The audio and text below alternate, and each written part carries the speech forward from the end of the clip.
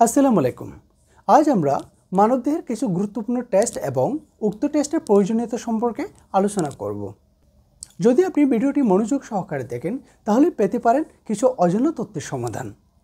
CBC complete blood count, এটি একটি রক্ত পরীক্ষা।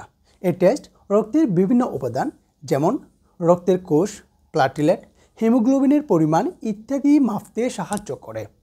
এটি রক্ত স্বল্পতা, রক্তের ইনফেকশন, রক্তের অসুখ ও আমাদের দেহের অন্যান্য রোগ নির্ণয়ে সহযোগিতা করে। এফবিএস ফাস্টিং ব্লাড সুগার, এই টেস্ট রক্তের শর্করা পরিমাণ মাপতে ব্যবহৃত হয়। এটি ডায়াবেটিস ও তার পূর্বাভাসের জন্য সবচেয়ে গুরুত্বপূর্ণ। লিপিড প্রোফাইল অথবা কোলেস্টেরল, কোলেস্টেরলের মাত্রা পরিমাপের মাধ্যমে আমাদের দেহের হৃদরোগ, স্ট্রোক ও অন্যান্য কার্ডিওভাস্কুলার রোগের ঝুঁকি নির্ধারণ করা হয়।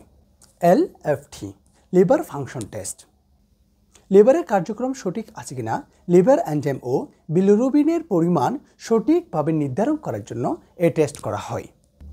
এটি লিভার রোগ, হেপাটাইটিস বা সিরোসিস শনাক্ত করতে সহযোগিতা করে। KFT kidney function test, kidney কার্যক্রম সঠিকভাবে আছে কিনা তা জানার জন্য ক্রিয়েটিনিন, ইউরিয়া, ইলেকট্রোলাইট ইত্যাদি টেস্ট করা হয়।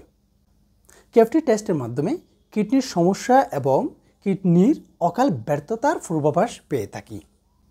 ইসিজি হৃৎপিণ্ডের বৈদ্যুতিক কার্যক্রম নিরীক্ষণ করার জন্য ইসিজি করা হয়।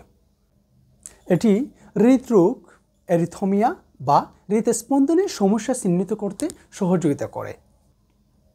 এক্স রে, সিটি স্ক্যান অস্থি, ফুসফুস, হৃদযন্ত্র, মস্তিষ্ক ইত্যাদির কোনো সমস্যা দেখা দিলে সেই সমস্যা শনাক্ত করার জন্য এক্স রে বা সিটি স্ক্যান করা হয়ে থাকে।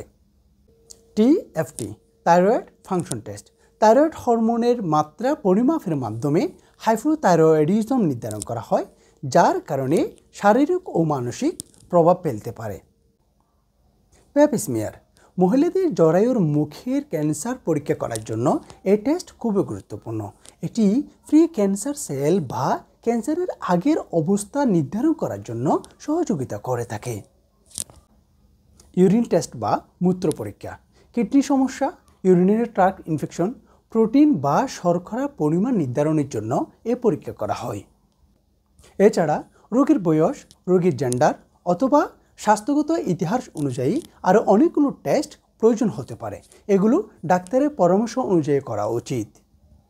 যে কোনো ধরনের অসুখ, মেডিসিন এবং টেস্ট সম্পর্কে জানতে আমাদের সাথে থাকুন।